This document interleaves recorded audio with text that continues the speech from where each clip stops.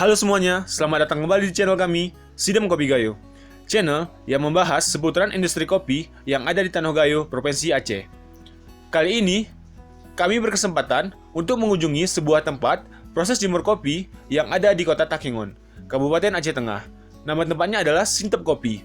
Sintep merupakan nama sebuah gunung yang ada di Kecamatan Bintang. Uniknya, semua kopi yang diproses di sini semuanya berasal dari Gunung Sintep. Merupakan kopi berasal dari satu daerah yang biasa kita sebut dengan kopi single origin. Di sini, kami akan sedikit membahas tentang apa-apa saja jenis kopi yang diproses di sini. Dan kami juga akan berbincang-bincang seputaran kopi dengan pemiliknya, Husaini Anggara. Kalau boleh tahu sejak kapan dimulai usaha ini? Kalau usaha ini dimulainya itu kurang lebihnya itu dari tahun 2015. Dari tahun 2015 pertengahan. Mengapa terjun ke dunia kopi? Karena untuk kami melihat banyaknya prospek penjualan yang sangat menjanjikan untuk dunia kopi. Contohnya saja kalau untuk kopi di Gayo ini kan terkenal akan kopi Arabikanya. Jenis kopi Arabica memang banyak digemari seperti kita tahu. Jadi kenapa kami turun? Karena awalnya kami hanya menjual gabah atau gelondong saja atau biji merahnya saja ke tuki-tuki. Karena ketika kami melihat banyaknya marketing ataupun keuntungan ketika kami mengolah kopi itu, jadi kami terjun untuk memproses kopi ini. Apa saja yang harus kita perhatikan dalam mengolah kopi? Kalau untuk mengolah kopi ini, kalau dari usaha kami ini, yang pertama itu bahan baku. Bahan baku kami sangat teliti untuk mencarinya.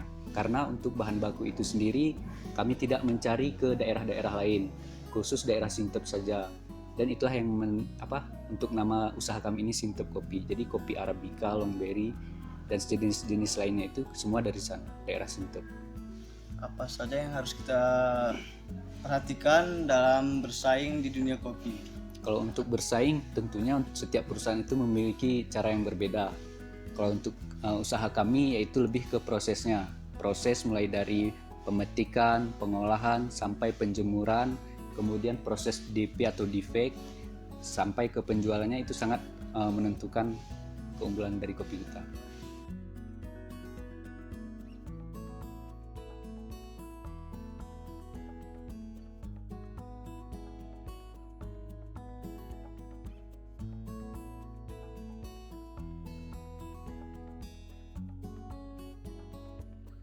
Kalau boleh tahu apa saja varian kopi kita yang kita proses saat ini, Bang?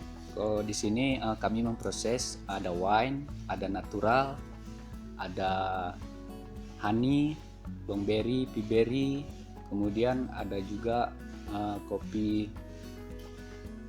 itu cuma. Terus berapa lama pengerian kopi yang kita proses itu, Bang? Dengan natural, Kalau wine? untuk natural itu biasa mencapai 6 atau 5 hari, 5, 6, 7 hari, tergantung cuaca juga. Kemudian honey 5 hari. Kalau untuk semi wash itu paling 1,5 hari. Kemudian untuk full wash itu bisa 5 hari. Kemudian untuk wine itu proses jadi wine-nya itu kan sekitar 1 bulan. Kemudian 1 bulan itu kita keringkan lagi selama 7 hari. Baru kemudian kita proses lagi. Mungkin seperti itu.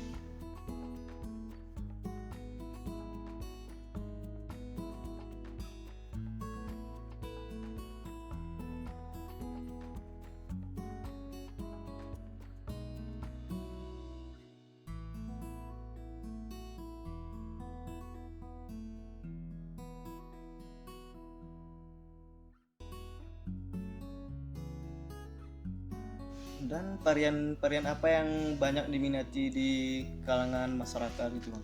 Biasanya yang banyak peminatnya itu yang dari kafe-kafe, orang itu banyak memesan kopi jenis semi wash karena harganya harga yang terjangkau, semi wash. Dan kemudian jenis full wash yang kedua, karena harga semi wash sama full wash kan tidak terlalu jauh.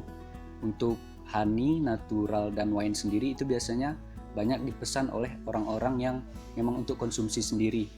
Jadi jarang kafe-kafe memesan kopi jenis tersebut. Kalau ada pun tidak terlalu banyak, hanya paling 5 kilo.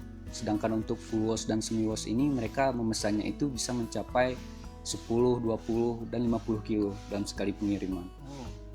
Terus kopi apa yang harganya yang sangat mahal gitu bang? Kalau yang sekarang yang mahal itu, oh ya kami ada juga menyediakan luwak. Yang mahal itu yang pertama luwak dan wine.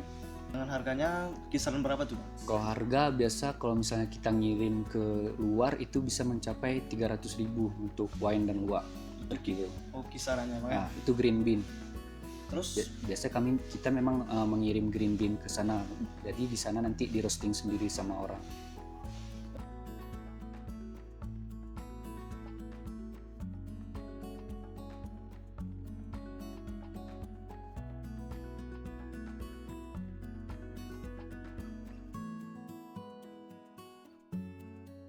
pengiriman terbanyak kita ke daerah mana itu? Biasa kita menjual itu ke daerah Jawa. Jawa itu bisa ke Jawa Tengah, Jogja.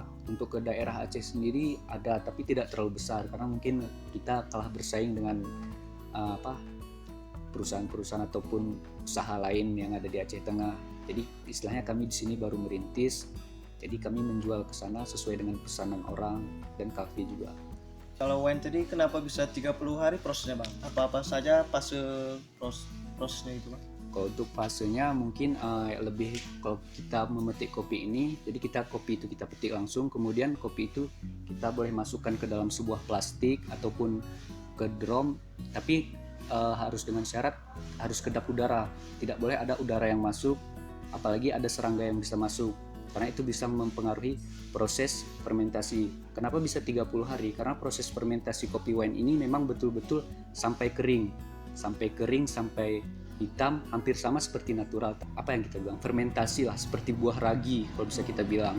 Jadi itulah yang membedakannya dengan rasa-rasa kopi natural. Kalau natural ini lebih ke floral, aromanya itu dari dari kulit kopi itu sendiri. Sedangkan ini dari proses pembusukan gitu istilahnya, fermentasi. Dan kemudian setelah 30 hari baru nanti kita jemur kembali 7 hari atau 5 hari tergantung cuaca juga. Setelah itu baru kita proses, kita giling menjadi green bean. Kalau permintaan yang lebih banyak dari mana tuh bang? Dari roastery atau langsung ke kafe bang? Kalau permintaan dari tempat usaha kami ini itu sama, roaster sama kafe itu sama, karena tidak ada kafe yang memang betul-betul konsisten ataupun tetap untuk membeli produk kami.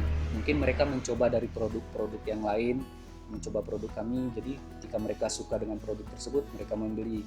Kemudian roastery pun ada juga banyak pemesannya, tapi tidak terlalu sering, kadang-kadang juga.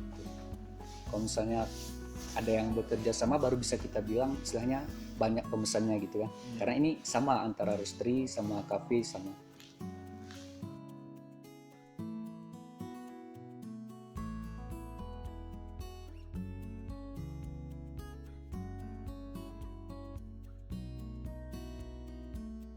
Bagaimana menurut abang peluang bisnis kopi kita untuk kedepannya?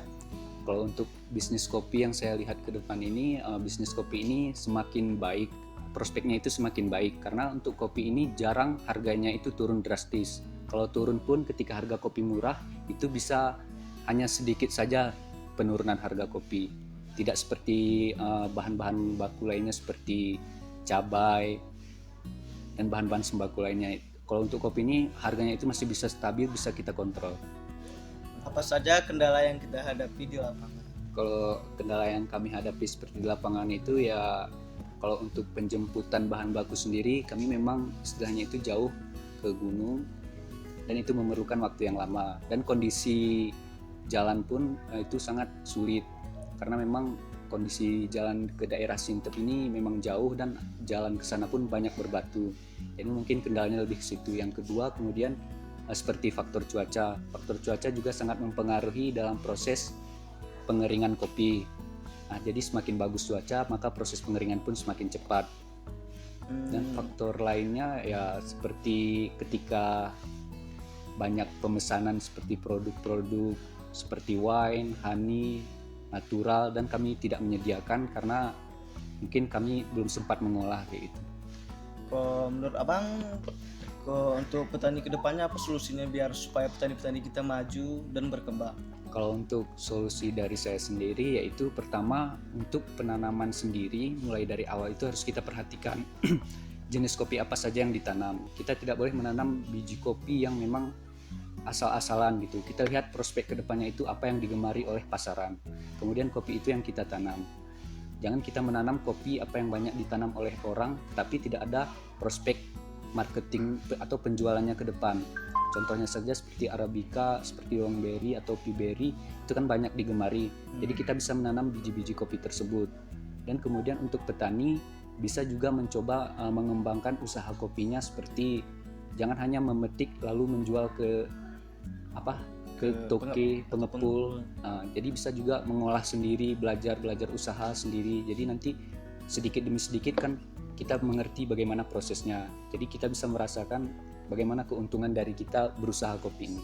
Dan mungkin dari situ kita juga bisa membuka usaha seperti membuat tempat roaster ataupun kafe seperti itu. Mungkin sekian lah Bang, kami mengucapkan terima kasih untuk Abang untuk berbaginya ilmu, dan untuk petani-petani juga akan semoga lebih berkembang kalau udah melihat proses kami ini kan. Oke.